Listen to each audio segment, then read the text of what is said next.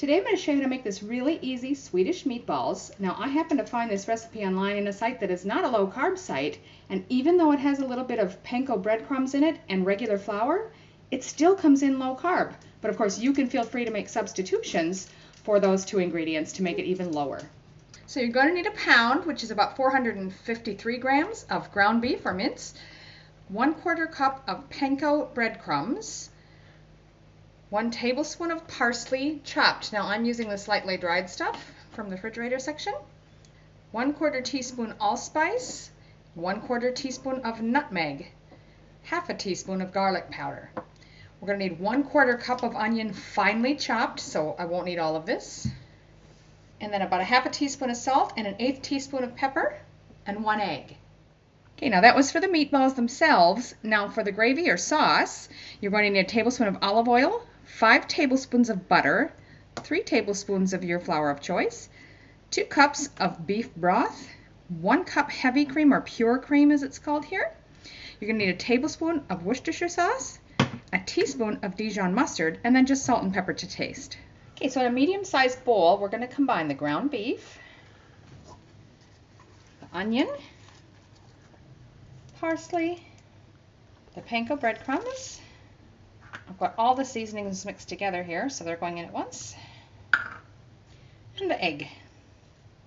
Now you're just going to want to get in there and mix till well combined. You can use a spoon, you can use whatever you like. I'm just going to dig my hands in there, they're clean, and mix this all until well combined. Now it says you should get somewhere between 12 and 20 meatballs. It depends on how big you roll them, I suppose. Just keep doing that.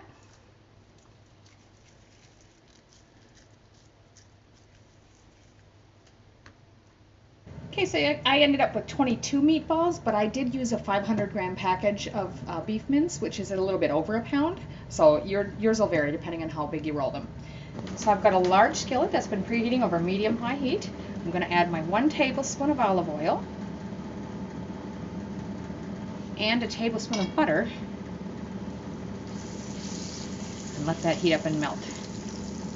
So now you're just going to start adding your meatballs. And we're going to cook those, turning them continuously until they're well browned. Oh, they're nicely browned. On some sides they're getting a nice little dark crusty edge on them, which is what I want. I just keep rotating them, so every one you make sure there's no pink sides left. And those are actually looking pretty good. So now what we're going to do is remove these to a plate, but leave the skillet on. Now we're just going to cover these in foil to keep them warm while we make the sauce. Now we're going to add the remaining 4 tablespoons of butter. Give that a second to melt. Now, while that's nice and melted, I'm just going to take our flour and sprinkle it over the top, and very quickly just whisk it in. You just want to let that turn a little bit brown. Now that's nice and bubbly.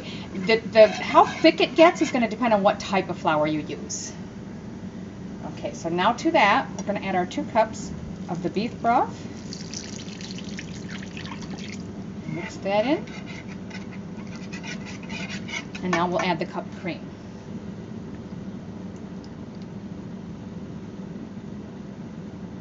Next we're going to add the Worcestershire sauce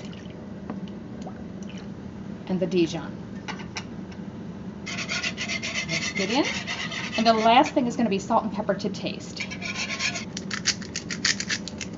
I'm going to go light on the salt because there's going to be quite a bit in that beef broth anyway, but a little bit heavier on the pepper. Now you're just going to bring that to a simmer, and we want it to thicken somewhat. So you can see we've got a lovely simmer there, and I've just been stirring it every so often. It's thickened a little bit, not terribly so, but again, that's going to depend on what kind of flour you use. Now we're going to go ahead and add our meatballs back in. I just want to stir them around in there and let that continue to cook for a few minutes now to make sure those meatballs are hot all the way through. So those have been heating a further 5 minutes in the sauce now. I think we'll go ahead and remove it and plate it up. So there you have it, Swedish meatballs, and it's actually low carb, even with the panko crumbs in it. Hope you enjoy it.